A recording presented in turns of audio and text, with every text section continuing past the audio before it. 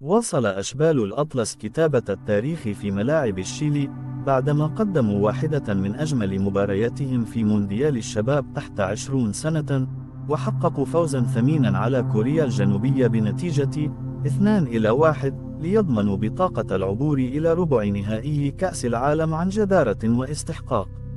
منذ الدقائق الأولى أظهر المنتخب المغربي نواياه الهجومية الواضحة، حيث قاد ياسر جسيم هجمة منظمة انتهت بتسديدة قوية من ياسر زبيري اصطدمت بمدافع كوري ودخلت الشباك في الدقيقة 8، معلنة بداية حلم جديد للمغاربة في هذه البطولة. المنتخب الكوري حاول الرد، لكن دفاع المغرب كان حاضرا بكل صلابة بقيادة الثنائي إسماعيل بختي وإسماعيل باعف، فيما تألق الحارس المغربي في حماية مرماه بثقة وثبات. وفي الشوط الثاني واصل الأشبال سيطرتهم المذهلة قبل أن يضيف ياسر زبيري الهدف الثاني بعد عرضية رائعة من عثمان ماعما عند الدقيقة 58، هدف ألهب المدرجات المغربية وأشعل الحماس على مقاعد البدلاء.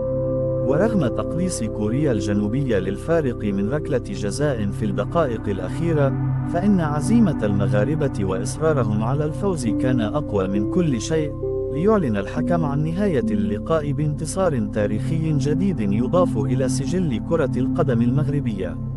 وبهذا الإنجاز يكون المنتخب المغربي لأقل من 20 سنة قد خطى خطوة أخرى في رحلته المذهلة نحو المجد، إذ سيواجه في الدور القادم المنتخب الأمريكي الذي أطاح بإيطاليا بثلاثية نظيفة. مواجهة نارية مرتقبة يوم الأحد المقبل على 9:00 ليلاً بتوقيت المغرب ستحدد من سيواصل الحلم نحو المربع الذهبي. إن بلوغ ربع نهائي كأس العالم للشباب ليس مجرد فوز عابر، بل هو رسالة قوية للعالم بأن مشروع تكوين الأجيال في المغرب يؤتي ثماره، وأن الكرة المغربية تسير بثبات نحو القمة في كل الفئات ومن كل الميادين. إنها ليست صدفة، بل بداية عصر جديد لأشبال الأطلس.